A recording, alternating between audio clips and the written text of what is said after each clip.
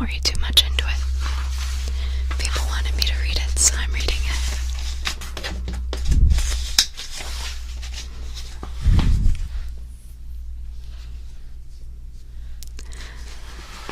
A specter is haunting Europe. The specter of communism. All the powers of old Europe have entered into a holy alliance to exorcise this specter. Pope and Tsar, Metternich and Guizot, French radicals and German police spies. Where is the party in opposition that has not been decreed as communistic by its opponents in power? Where the opposition that has not hurled back the branding reproach of communism against the more advanced opposition parties, as well as against its reactionary adversaries? Two things result from this fact. One, communism is already acknowledged by all European powers to be itself a power. Two, it is high time that communists should openly, in the face of the whole world, publish their views, their aims, their tendencies, and meet this nursery tale of the specter of communism with a manifesto of the party itself. To this end, communists of various nationalities have assembled in London and sketched the following manifesto to be published in the English, French, German, Italian, Flemish, and Danish languages.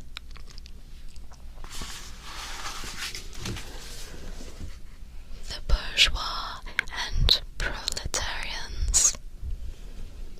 Chapter 1. The history of all hitherto existing society is the history of class struggles. Free man and slave, patrician and plebeian, lord and serf, guildmaster and journeyman, in a word, oppressor and oppressed, stood in constant opposition to one another, carried on an uninterrupted, now hidden, now open fight, a fight that each time ended either in a revolutionary reconstitution of society at large, or in the common ruin of the contending classes. In the earlier epochs of history, we find almost everywhere a complicated arrangement of society into various orders, a manifold graduation of social rank. In ancient Rome we have patricians, knights, plebeians, slaves. In the Middle Ages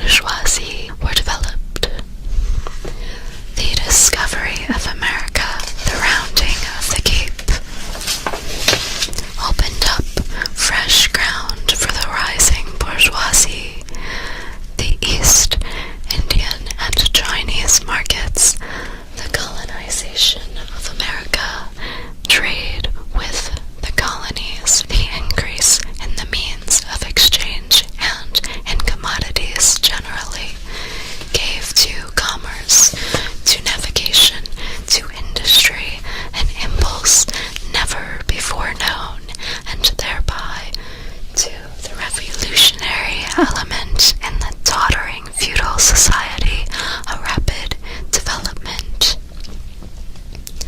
The feudal system of industry, in which industrial production was monopolized by closed guilds, no longer sufficed for the growing wants of the new markets.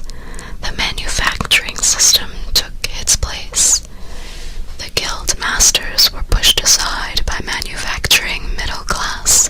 Division of labor between the different corporate guilds vanished in the face of division of labor in each single workshop. Meantime, the markets kept ever growing, the demand ever rising, even manufacture no longer sufficed. Thereupon, steam and machinery revolutionized industrial production. The place of manufacture was taken by the giant modern industry, the place of the industrial middle class by industrial millionaires, the leaders of whole industrial armies, the modern bourgeois. Modern industry has established the world market, for which the discovery of America paved the way. This market has given an immense development to commerce, to navigation, to communication by land. This development has, in its turn, reacted on the extension of industry, and in proportion as industry, commerce, navigation, railways extended, in the same proportion the bourgeoisie developed, increased its capital, and pushed into the background every class handed down from the Middle Ages. We see, therefore, how the modern bourgeoisie is itself the product of a long course of development, of a series of revolutions in the modes of production and of exchange. Each step in the development of the bourgeoisie was accompanied by a corresponding political advance of that class, an oppressed class under the sway of the feudal nobility. It became an armed and self-governing association in the medieval commune. Here, independent urban republic, as in Italy and Germany, their taxable third estate of the monarchy, as in France, afterwards in the period of manufacture proper, serving either the semi-feudal or the absolute monarchy as a counterpoise against the nobility, and in fact, cornerstone of the great monarchies in general.